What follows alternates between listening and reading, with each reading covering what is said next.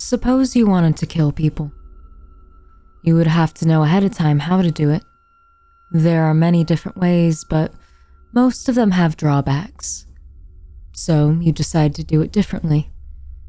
You think long and hard and eventually create a perfect method. You put a lot of attention into the setup because the perfect method is not easy. But you're smart. This is what you live for. Careful preparation is something you are very, very good at. You understand that the big problems will come afterwards. How do you get away with it? The trick is to know what they're looking for. You do. And so, you leave them nothing. Not a misdirection, not a false flag, not a dead end. You leave them nothing at all. You leave them with so much nothing that the hardest part for them is figuring out if what you did even happened. And that is how I got away with it. Over the past 8 years and 2 months, I've murdered 37 people. That averages to about 1 every 2.5 months. And they've never come close. I know because after about 5 years of flawless job after flawless job, I decided to see if I could give them a little help. Not in the right direction, of course, but something. Not a lot, but just one atom of a shred of evidence that maybe what they keep seeing every 2.5 months might be something after all. They didn't pick up on it. So, a year after that, I started leaving something else. Also in the wrong direction, but this time, it was an actual piece of evidence. The excitement I felt after leaving that one was almost like my first time. They had to find it. I watched the news constantly for days afterwards, but nothing came of it. I listened to my police scanner, hacked into police security cameras to see if they were having meetings about me, even went to a police department community outreach meeting to see if they even had a shred of idea of what they had in front of them. And they still didn't pick up on it. So, I waited. A whole year of killings, leaving small shreds.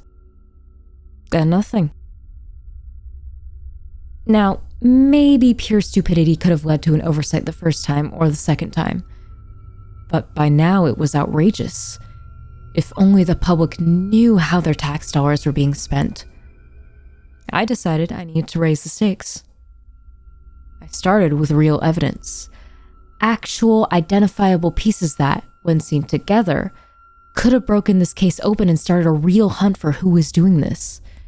If you think I was dumb enough to leave fingerprints, though, then you are no better than all those wannabes serving life in solitary, but I left enough for even the most dumb, donut-eating traffic cop to realize there was more than meets the eye at all of the scenes. And you know what? They still didn't pick up on it.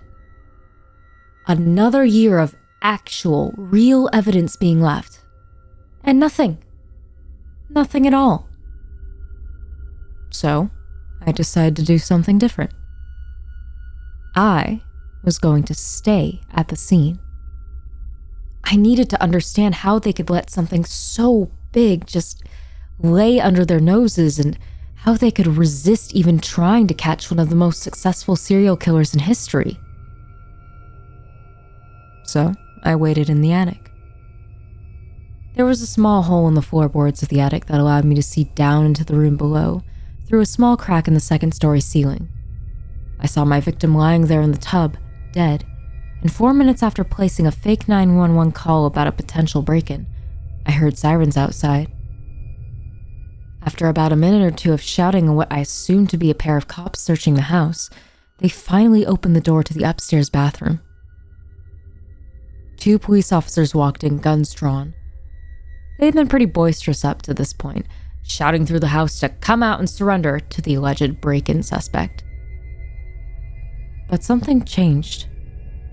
As the two officers walked in and saw the body, they became silent. They lowered their guns and lights and stopped. They stared into the tub, seeing the body and the blood smeared on the wall behind it, just to make it really obvious this time. After what felt like an eternity, one of them talked into his radio. "Cancel the paramedics," he said matter-of-factly. Then, without another word, they turned and left the room. A minute later, I heard the sound of the cop car driving off. No other cars came by. No detectives, no crime scene, nothing. By this point, I was nearly frozen in shock. What had I just witnessed? I couldn't sleep for days. Never had anything scared me as much as what I had just seen. Even the fear of being sentenced to death never made me shiver, and my mind raced like what I saw through the small hole in the floorboards of the attic. The question bounced around in my head so much that it felt like a bomb was exploding. After many sleepless nights, I could only come to one conclusion. They want me to do it.